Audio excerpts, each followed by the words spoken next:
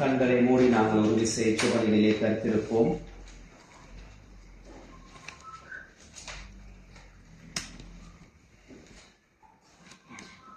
வார்த்தையாகிய கடவுளே, நீர் உயிர் தாண்டவராய் எங்கள் மத்தியிலே வருகிறதுக்காக உமக்கு நன்றி செலுத்துகிறோம். நாங்கள் உமக்குள்ளாய் உயிர்ப்பிக்கப்பட்டவர்களாய் வாழ உயிரளிக்கிற உங்களுடைய வார்த்தையை எங்களுக்கு ஆதாரமாக்கிக் கொள்ள, உடைய வாழ்வை கட்டியெழுப்புவதற்கு அடித்தளமாக்கிக் கொள்ள எங்களுக்கு உதவி செய்யும். எங்கள் மீட்பரும் அருமை இரட்சகருமான இயேசு கிறிஸ்து வழியாக செபிக்கிறோம் எங்கள் நல்ல பிதாவே, ஆமென்.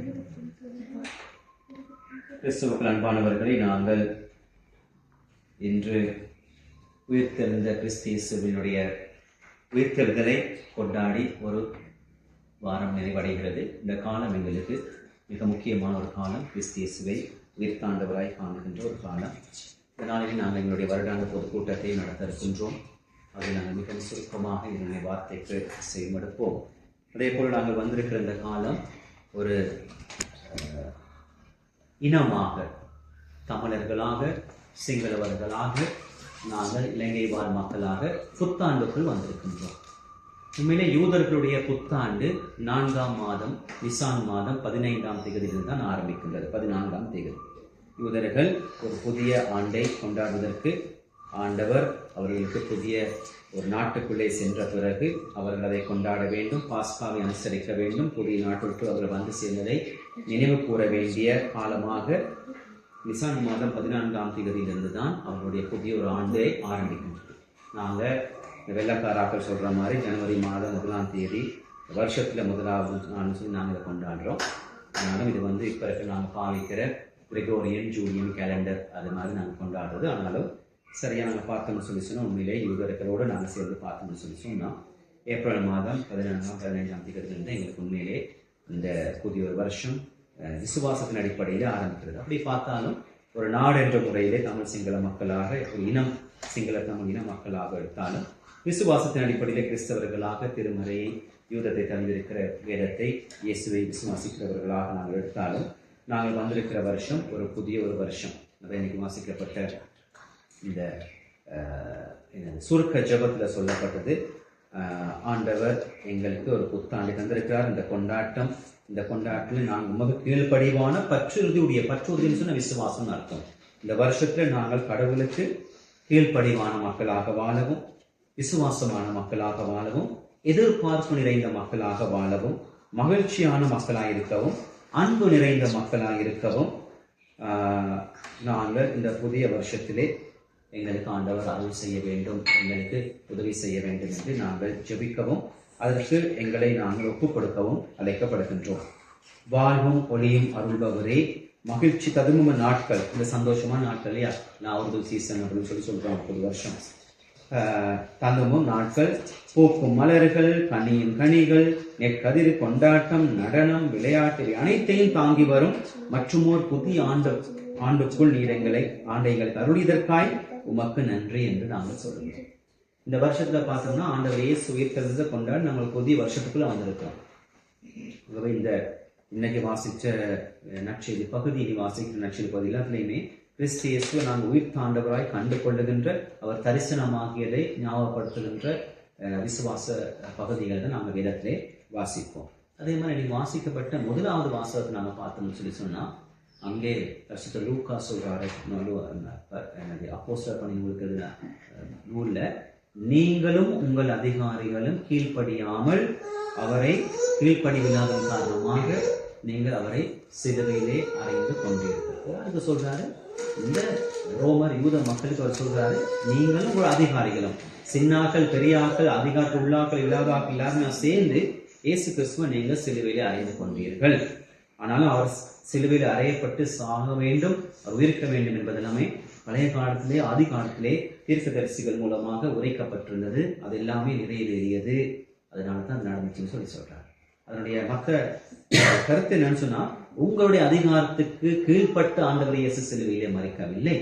பழைய ஏற்பாட்டிலே தீர்க்கதரிசிகள் சொன்னதெல்லாம் நிறைவேறுவதற்காகவே அவர் இவ்வாறு மறிக்க வேண்டியிருந்தது. அதுதான் நிறைவேறுச்சுன்னு சொல்றாரு. ஆகவே ஆண்டுடைய வார்த்தையின்படி தீர்க்கதரிசிகள் முன்வைத்தபடி ஆண்டவர் இயேசு சிலுவையிலே மரித்தாரே ஒழிய இந்த உலக பிரகாரமான பிரபஞ்சத்தினுடைய ஆட்கள் அதிகாரங்களுக்கு கீழ்பட்ட ஆண்டவர் இயேசு அதற்கு அடிபணிந்து சிலுவையில் மறிக்கணும். அவனுடைய வார்த்தை நிறைவேற அவர் மறுத்தாலே ஒழிய மக்களுடைய மனங்களுடைய விருப்பங்கள் நிறைவேற கிறிஸ்து இயேசு மறிக்கவில்லை. இன்னைக்கு நாங்கள் நினைக்கிறோம் சொல்லி சொன்னா, நாங்கள் நினைக்கிற மாதிரி ஆண்டவர் இயேசு சாவாரு, நாங்கள் நினைக்கிற மாதிரி ஆண்டவர் இயேசு வருவாரு, நாங்கள் நினைக்கிற மாதிரி ஆண்டவர் இயேசு அற்புதங்களை செய்வார் நினைச்சோம் சொன்னா இல்லை. அது எங்களுடைய உள்ளத்தில் இருக்கிற விருப்பங்களுக்காக நாங்கள் ஆண்டவர் இயேசுவை எங்களுடைய வாழ்க்கையில பார்க்கிற செயற்பட வேண்டும் நினைக்கிற விதங்கள். அவனுடைய வார்த்தை கடவுள் ஆண்டவர் இயேசு எவ்வாறு இருக்க வேண்டும் என்று சொல்கிறதோ அதன்படித்தான் அவர் செயல்படுவார். அதுதான் முக்கியம். ஆகவே வார்த்தை என்றது ரொம்ப முக்கியம். இந்த வேதம் எங்களுக்கு மிக முக்கியம். ஆங்கிலிக்கன் சர்ச்சில் இருக்கிற ஆக்கள் இந்த வார்த்தைக்கு தான் முதல் இடம் முக்கியமா கொடுக்கணும். முதலாவது அதனுடைய வார்த்தை இல்லாமல் நாங்கள் எதை செய்தாலும் அது திருமறைக்கு ஏற்றதாக, வேதத்துக்கு ஏற்றதாக, வேதாகமத்துக்கு ஏற்றதாக இருக்கிறது அடிப்படையானது. அது நாங்கள் வைக்கிற ஏஜிஎம்மா இருக்கலாம், நாங்கள் வைக்கிற ஏனைய கூட்டங்களா இருக்கலாம், நாங்கள் நடத்துகிற வழிபாடா இருக்கலாம், எதுவா இருந்தாலுமே அவை எல்லாமே அவனுடைய வார்த்தைக்கு ஏற்றதாக இருந்தால்தான் அது ஒரு ஆங்கிலிக்கன் சர்ச்சுக்குரிய ஒரு வழிபாடாக, கூட்டமாக, ஏதாவது ஒன்றாக இருக்கும். இந்த வார்த்தையை தவிர்த்து எங்களுக்கு நாங்கள் நினைச்ச மாதிரியுமே செய்ய முடியாது. அதுதான் முக்கியமானது. ரெண்டாவது ட்ரெடிஷன். இன்னைக்கு நாங்கள் எங்கள் ஆங்கிலிக்கன் சர்ச் இருக்கிற மிக முக்கியமானது மரபு அல்லது எங்களுடைய பாரம்பரியம்னு சொல்லி சொன்னால், நாங்கள் அந்த காலத்தில் ஆண்டவர் இயேசு இறந்த பிறகு அவரோடு இருந்து அவரை தொட்டு அவரை உணர்ந்து அவரோட பேசியிருந்தாக்கள் இருந்தாங்க சீஷர்கள். அதுக்கப்புறம் அந்த சீஷர்களோடு இருந்தாக்கள், அந்த சீஷர்கள் இருந்த பிறகு அந்த சீஷர்களோடு இருந்தாக்கள் அது பிறகு வாழ்ந்தாங்க. அவங்களுக்கு பிறகு அவங்களோட இருந்தாக்கள் சென்ட் கிளமெண்ட் இந்த மாதிரி ஆக்கள் இருந்தாங்க. அதுக்கு பிறகு அப்படியே வழி வந்து கிறிஸ்து இயேசுவை அவரோடு வாழ்ந்தவர்களோடு வழி வருகின்ற ஒரு சபை, ஒரு பாரம்பரிய சபையாக எங்களுடைய சபை இருக்கிறது. ஆகவே அந்த காலத்தில் இருந்த விஷயங்கள் தொடர வேண்டும், நல்ல விஷயங்கள் அப்படியே முன்னெடுக்கப்பட வேண்டும் என்பது ஒரு பாரம்பரியமாக இருக்கின்றது. அதனால அந்த பாரம்பரியங்கள் மிக முக்கியமானது. ஆனால் அந்த பாரம்பரியங்கள் குறித்த அறிவு எங்களுக்கு இல்லைன்னு சொல்லி சொன்னால் எங்களுக்கு அதில் வேலை. நாங்கள் எதை செய்தாலும் ஒரு அர்த்தத்தோட அறிவோடு செய்கின்ற பொழுது அது எங்களுக்கு முக்கியத்துவம் பெறுகின்றது. உதாரணமாக பார்ப்போம். நாங்கள் ஏன் நற்செய்தி வாசகம், ஒரு சின்ன உதாரணம். நாங்கள் சுவிசேஷ வாசகம் வாசிக்கிற நேரம் எங்களுடைய இந்த சபையில் நாங்கள் எந்த சர்ச்சுக்கு நீங்கள் போனாலும் நாங்கள் எழும்பியிருப்போம். ஏன் நாங்கள் எழும்பியிருப்போம்? அந்த காலத்தில் ஆரம்ப காலத்தில் சபையில் பூசை நடத்துகிற நேரம், ஆக்கள் ஒன்று கூடி வார நேரம், நற்செய்தி வாசகத்தை வாசிக்கிற நேரம், அதோட அந்த பூசை முடிஞ்சிடும். அதாவது அந்த காலத்தில் இந்த நிருபங்கள் இந்த சுவிசேஷங்கள் எழுதப்பட்டதை வாசிக்கிறதோட ஆக்களோட பூசை முடிஞ்சு. அதுக்கு பிறகு கொமனியன்னு அதுக்கு பிறகு தான் வந்துச்சு. அப்போ ஆக்கள் எழுப்பி நிற்பாங்க. நின்று ஆக்களுக்கு ஆண்டோடைய வார்த்தையை கேட்கறதுக்கு உள்ள சந்தர்ப்பம், சான்சஸ் ரொம்ப குறைவாக தான் இருந்துச்சு. அது ஒருத்தர் சொல்றது அப்படியே கேட்டுக்கிட்டே இருப்பாங்க. கேட்டு வந்து அவங்களோட மனசுலேருந்து அது மறைகிறதுக்கு முதல்ல, ஞாபகத்துலேருந்து அது போகிறதுக்கு முதல்ல அவங்க அதை கேட்ட உடனே ஓடி போயிட்டு அன்னைக்கு கோயிலுக்கு யார் வரலையோ, அந்த கூட்டத்துக்கு யார் வரலையோ, அந்த ஆகல அவங்க கேட்ட செய்தி நற்செய்தியை சொல்லிடுவாங்க.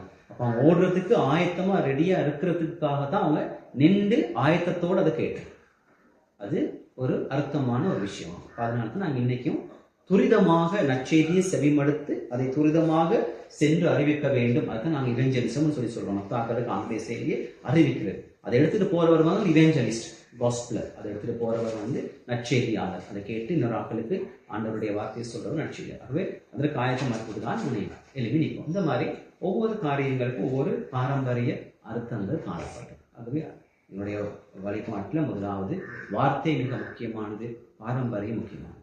மூணாவது நாங்கள் எதையுமே சிந்தித்து சோதித்தறிந்து ஏற்றுக்கொள்கிறோம். எனக்கு தெரியும், தோமா என்கின்ற ஆண்டவர் இயேசுடைய ஒரு சீடர், இயேசு கிறிஸ்து அவர் தான் உயிர் தெரிந்து விட்டேன் என்று சீஷர்களுக்கு தோன்ற நேரம் தோமான்ற ஒரு சீஷன் அந்த சீஷர்களோடு இருக்கவில்லை.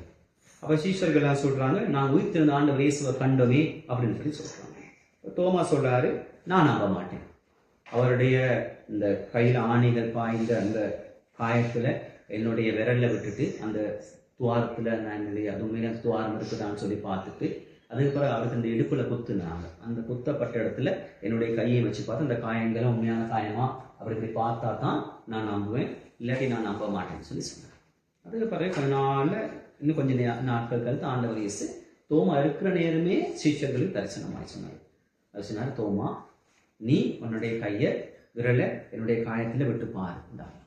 அதுக்கு பிறகு அவர் விழாவை காமிச்சார், இந்த பாரு நான் பட்ட காயம், உன்னுடைய கையை வச்சு பாரு. அப்போ டக்குன்னு தோமா சொல்றான், இது ஆண்டவரே என் தேவனே அப்படின்னு சொல்லி விசுவாசமா கண்டனாலும் அவன் விசுவாசிச்சான். ஆகவே ஆண்டவர் சொல்றாரு, தோமா நீ கண்டனால என்னை விசுவாசிச்ச, நீ கண்டனால, ஆனா என்ன காணாம விசுவாசிக்கிறாங்க உன்னை விட பாக்கியவான்கள், ஆசீர்வதிக்கப்பட்டார்கள் சொல்லி சொன்னார்.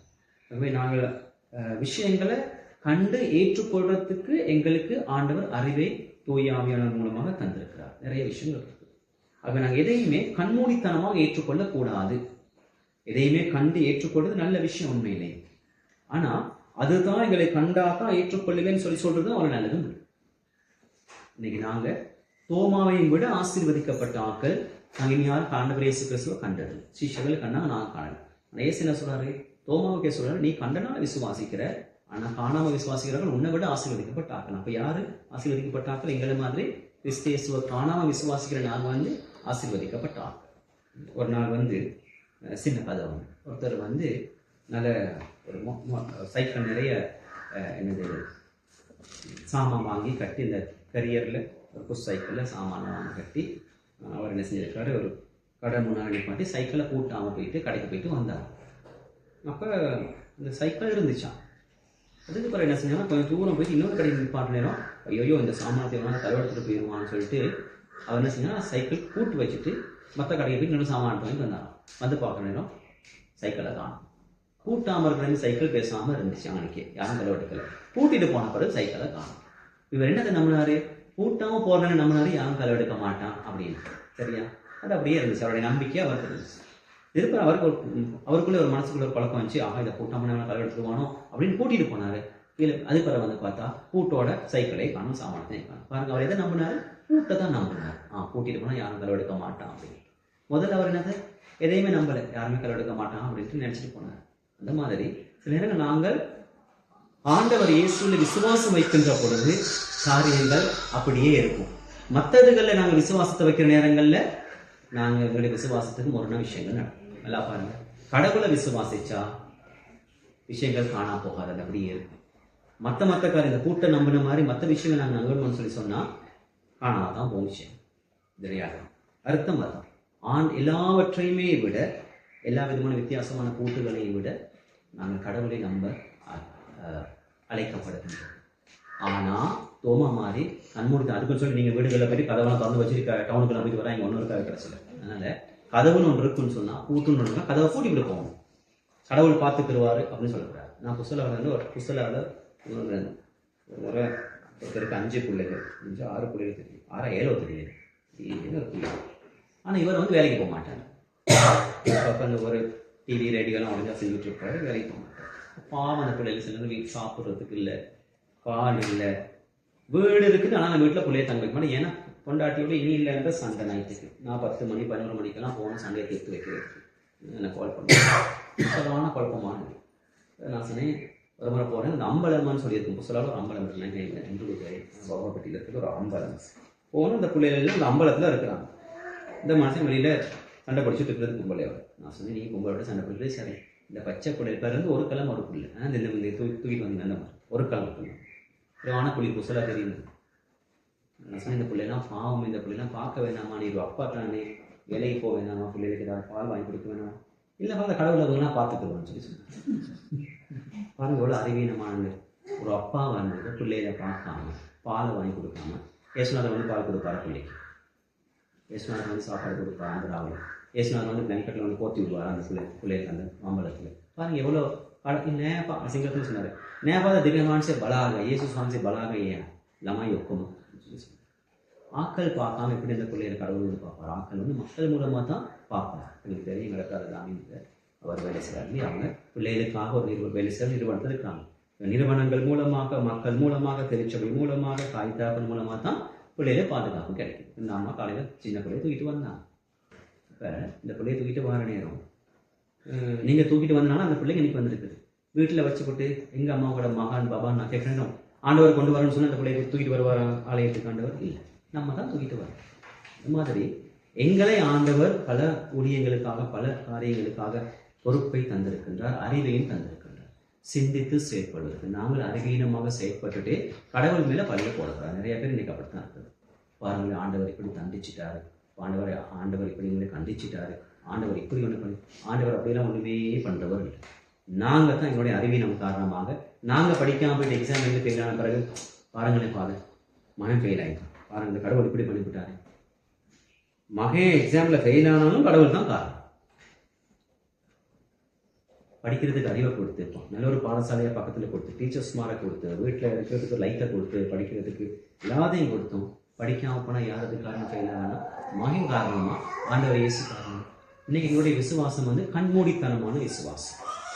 நாங்கள் செய்ய வேண்டியது செய்யாமல், அந்தந்த காலத்தில் அந்தந்த பெற வேண்டியதுகளை பெற்றுக்கொள்ளாமல், கடைசியாக எல்லாத்துக்கும் காரணம் லேசாக ஒருத்தர் இருப்பார், பேசாமல் ஆண்டவர் தானே, அவர் ஒன்றும் தெரியாது, பேச மாட்டார், எல்லாத்தையும் அவர் தலையில் கொண்டு போட்டாங்க.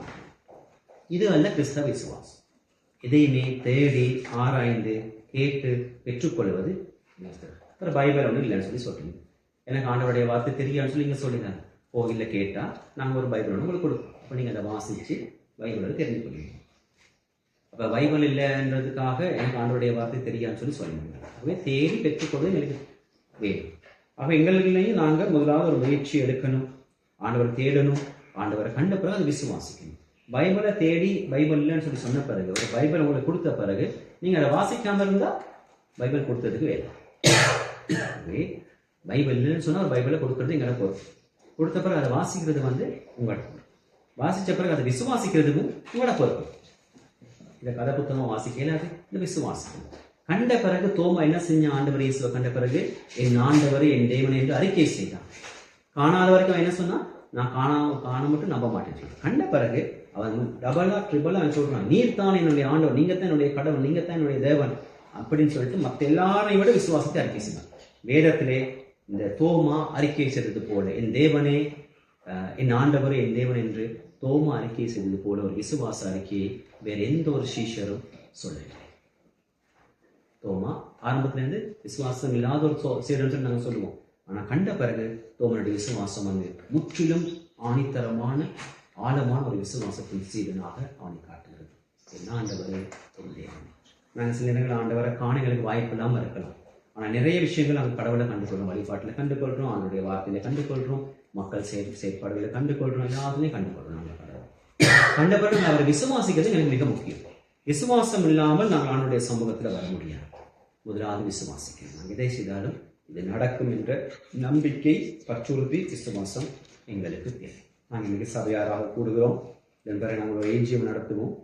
நாங்கள் நம்பணும், எங்களால் இந்த சபையில் இருக்கிற சில காரியங்கள், விடுபட்ட காரியங்கள், நடைமுறைப்படுத்த முடியாமல் போன காரியங்கள், இதை எல்லாத்தையும் நாங்கள் சரி செய்து கொண்டு ஒரு சபையாக நாங்கள் மீண்டும் இங்கே வரலாம். ஆண்டவருடைய அந்த நம்பிக்கையோடு நாங்கள் இந்த சபையாக முன்னேற வேண்டும். இந்த புதிய வருஷத்திலே ஆண்டவர் எங்களுக்கு அப்பொழுது அவர் உயிர் தேவனாக எங்களுக்கு காட்சி தருவார். நாங்கள் அதை அனுபவிக்கணும். அதுதான் முக்கியமாக. கடவுள் நாங்கள் எதிர்த்தாண்டவராய் அனுபவிக்காமல் நாங்கள் எவ்வளோ ஆலயத்துக்கு வந்தாலும் விசுவாசம் தான் மிக முக்கியமானது. அதுக்கு எங்களுக்கு அடித்தளமாக நம்முடைய வார்த்தை இருக்கிறது, திருச்சபைக்கு அந்த பாரம்பரியங்கள் இருக்கிறது, ஆண்டவர் எங்களுக்கு அந்த சிந்தித்து பார்க்கக்கூடிய ஒரு அறிவு இருக்கிறது. 3 நாளில் ஞாபகம் அதனுடைய வார்த்தை, திருச்சபை என்கின்ற பாரம்பரியம், 3 ஆண்டுகளுக்கு ஆண்டு தந்திருக்கின்ற ஆவியானவர் அருளைக்கின்ற ஞானம், அறிவு, வழிகள் எல்லாமே எங்களுக்கு ஆண்டவருடைய விசுவாசத்தை ஏற்றுக்கொள்ள உதவியாக இருக்கிற காரணங்கள். எல்லாவற்றையுமே ஆண்டவர்கள் தந்திருக்கார். சென்ட் பார்னபாஸ் திருச்சபைக்கு தந்திருக்கின்றார். தங்கள் சபைக்கு ஆண்டவருக்கு நாங்கள் நன்றி செலுத்துவோம். விசுவாசிப்போம். விசுவாசம் தான் எங்களை ரட்சிக்கும். விசுவாசம் தான் எங்களை ரட்சிக்கும். இயேசு எல்லாருக்கும் சுகத்தை கொடுத்துட்டு அர்த்தம் சொன்னார், உன் விசுவாசம் உன்னை ரட்சிக்கும். அந்த சமூகத்திலே நாங்கள் அந்த விசுவாசத்துக்குள் வர இடைவிடாது ஜெபிப்போம். எங்களை அந்த சமூகத்தில் பிதா, குமாரன், பரிசுத்தாவியின் இப்போது நாங்கள் அந்த விசுவாச பிரமாணத்தை அறிக்கை செய்வோம். விசுவாசம் எவ்வளவு முக்கியம் என்பதை நாங்கள் பார்த்திருக்கோம். தோமனுடைய வாழ்க்கையிலும் அறிக்கையிலும் அதே விசுவாச பிரமாணத்தை நாங்கள் எல்லாரும்